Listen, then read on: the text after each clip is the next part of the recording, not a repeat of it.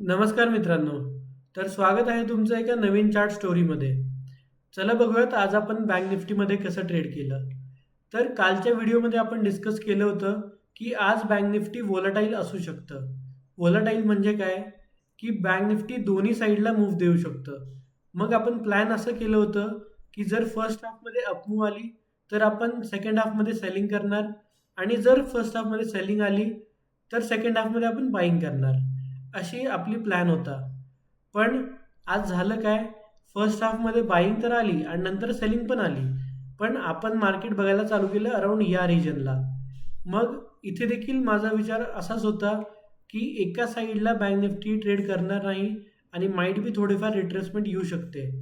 मग याला supporting reasons असे होते, की इथे तुम्ही बघू शकता, की हा प्रिव्हियस गॅप सपोर्ट होता आणि इथे तुम्ही बघू शकता, की बायर देखील थोडेफार स्ट्राँग वाटत होते.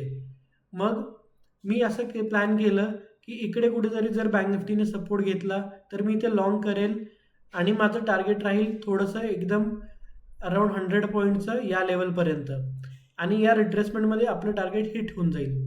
तर मी लाँग केलं होतं अराउंड या रिजनला मी मार्क करून दाखवतो. मी लाँग केलं होतं एक्झॅक्टली इकडे आणि स्टॉप लॉस ठेवला होता अराउंड 100 पॉइंट्सचा आणि माझं टार्गेट होतं अराउंड अगेन 100 पॉइंट्सचं इथपर्यंत. तर झालं काय? पहिल्या 5 मिनिटामध्येच बँक निफ्टीने एक लगेच अप मूव्ह दिली, पण आपलं टार्गेट हिट झालेलं नव्हतं. इथे आपल्याला अराउंड 2,500 ते 3,000 रुपयाचा प्रॉफिट चालू होता, पण मी एक्झिट केलं नाही कारण आपण टार्गेटसाठी थांबणार होतो. पण त्याच्यानंतरनं बँक निफ्टीने 1 तास काहीच नाही केलं. इथे तुम्ही बघू शकता आणि कंटिन्युअसली साइडवेज होतं. वरती जात होतं, अगेन खाली येत होतं. वरती जात होतं, अगेन खाली येत होतं. म्हणजे अराउंड ब्रेक इव्हनलाच ट्रेड करत होतं. सो अराउंड 1 तास नंतरनं मला काही लॉजिक वाटत नव्हतं ट्रेडमध्ये राहायचं.